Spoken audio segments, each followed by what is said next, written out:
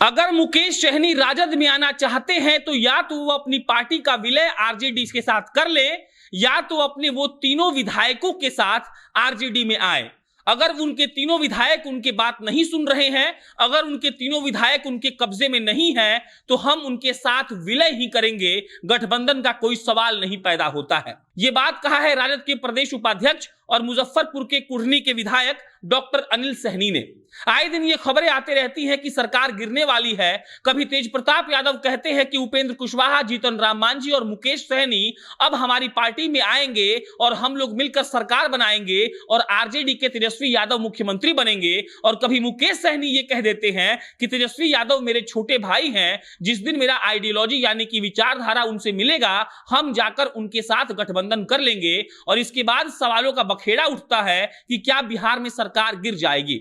और उसके बाद जब हमने देखा कि मुकेश सहनी को भाजपा धीरे धीरे अब साइडलाइन कर रही है, क्योंकि मुकेश सहनी उत्तर प्रदेश के 165 सीटों पर विधानसभा का चुनाव लड़ रहे हैं और उन्होंने ये ऐलान भी कर दिया है, तो जब उनको मालूम पड़ा कि अब भाजपा के साथ उनकी दाल नहीं गल रही है तो उन्होंने तेजस्वी यादव को अपना छोटा भाई बता दिया।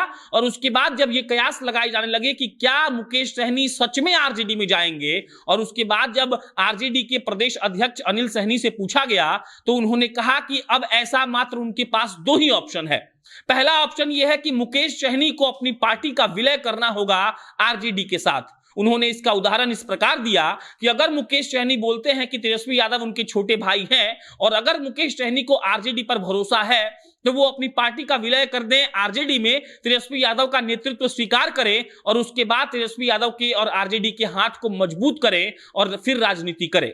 और उसके अलावा डॉक्टर अनिल सहनी ने यह भी कहा कि या तो मुकेश सहनी अगर गठबंधन करना चाहते हैं तो उनको अपने तीनों विधायक के साथ आना पड़ेगा और उनको यह साबित करना पड़ेगा कि उनके तीनों विधायक उनके साथ हैं।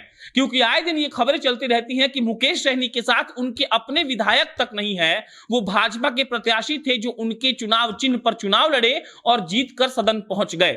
अब आप देखिए, मुकेश सहनी जब ये दावा करते हैं कि हम सरकार गिरा सकते हैं और मेरी भागीदारी है तो कहीं ना कहीं वो सच बात होता है। लेकिन अगर जब जब ये सवाल उठाया जाता है कि क्या मुकेश सहनी के जो विधायक हैं वो मुकेश सहनी के साथ हैं, तो इस पर कोई जवाब नहीं आ पाता है। और बहुत सारे लोगों का ऐसा मानना है कि मुकेश सहनी के साथ उनके विधायक खड़े नहीं हैं और वो कहीं ना कहीं भाजपा को समर्थन दे सकते हैं। और जब जब मुकेश सहनी ये बोलकर जदयू और भाजपा को डराने का प्रयास करते हैं कि हम तो सरकार बदल सकते हैं, तब तब ऐसा होता है कि उनसे ये सवाल पूछा जाता है कि आपके विधायक तो आपके पास है नहीं, तो आप कैसे ऐसा कर सकते हैं। और उसके बाद आरजेडी ने भी अब अपनी शर्त रखनी शुरू कर दी है।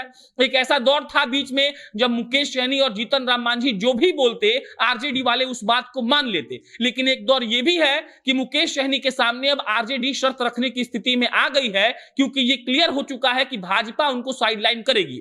एक सबसे महत्वपूर्ण बात यह है कि इसी साल के जुलाई महीने में मुकेश सहनी के विधान परिषद का कार्यकाल समाप्त हो रहा है और सबसे बड़ी बात है कि मुकेश सहनी अब इस फिराक में है कि कैसे उनको कोई एमएलसी बनाकर सदन में भेजे ताकि उनका मंत्री पद बचा रहे। कोई भी आदमी जब मंत्री बनता है तो 6 महीने के भीतर उसको सदन में जाना होता है, चाहे वो विधानसभा जाए चाहे वो विधान परिषद जाए। तो विधानसभा में तो जा नहीं सकते हैं वो, तो विधान परिषद का चुनाव जब होगा, एक और चुनाव बचा हुआ है जहां 7 सीट पर चुनाव होने वाला है 3 महीने के बाद, तो मुकेश सहनी को शायद आशा हो कि भाजपा वाले उनको भेज दें, लेकिन ज्यादातर चांसेस यही है कि भाजपा उनको साइडलाइन करेगी, क्योंकि उत्तर प्रदेश में वो भाजपा का खेल खराब कर रहे हैं। डॉक्टर अनिल सहनी जो राजद के प्रदेश उपाध्यक्ष हैं, उन्होंने ये भी कहा है कि भाजपा जिनके साथ मुकेश सहनी और उनकी पार्टी वीआईपी का अलायंस है वो उनको वोट कटवा कह रही है। मतलब उत्तर प्रदेश में जो मुकेश सहनी चुनाव लड़ रहे हैं वहां वो सिर्फ वोट काट रहे हैं। तो अगर वोट काट रहे हैं तो उनकी छवि राजनीति में ठीक नहीं है। इसीलिए आरजेडी अगर मुकेश सहनी के साथ जाएगी तो या मुकेश सहनी को या तो उनको अपने तीनों विधायकों को लाना पड़ेगा या फिर उनको अपनी पार्टी का विलय आरजेडी में करना होगा। इसके अलावा कोई और ऑप्शन नहीं है। और अब हमें यह देखना होगा कि मुकेश सहनी क्या करते हैं, क्योंकि मुकेश सहनी अपनी उपस्थिति दर्ज कराने के लिए उत्तर प्रदेश में चुनाव तो लड़ रहे हैं, वो झारखंड में भी अपनी पार्टी को लॉन्च कर रहे हैं, लेकिन क्या उत्तर प्रदेश में वो सम्मानजनक अपनी उपस्थिति दर्ज करवा पाएंगे? और अगर दर्ज करवा पाते हैं तो उस वक्त क्या भाजपा उनसे गुस्सा नहीं होगी? क्या भाजपा उनको फिर से एमएलसी के टिकट पर चुनाव लड़वाएगी और उनको सदन में भेजेगी? और अगर भाजपा नहीं भेजती है तो फिर उनको मंत्री बनने रहना है तो उनको आरजेडी में जाना पड़ेगा, और अगर वो आरजेडी में जाएंगे तो अब आरजेडी वालों ने 2 शर्त रख दी है।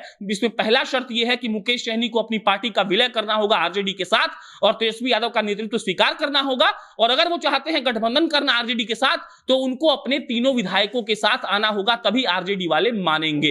ये खेल बहुत दिलचस्प हो चुका है। बोचहां विधानसभा सीट पर भी बहुत सारी बातें कही जा रही हैं, और मुकेश सहनी ना इधर के रहे हैं ना उधर के रहे हैं, लेकिन हो सकता है कि आरजेडी वालों के साथ मुकेश सहनी चले भी जाएं। अगर उनके विधायक मान जाते हैं तो हो सकता है कि वो गठबंधन हो जाए। बाकी इस पर अन्य कोई भी अपडेट आएगा तो आपको हम बताएंगे। मेरा नाम प्रशांत राय है, आप जनता जंक्शन देख रहे थे। बहुत बहुत धन्यवाद।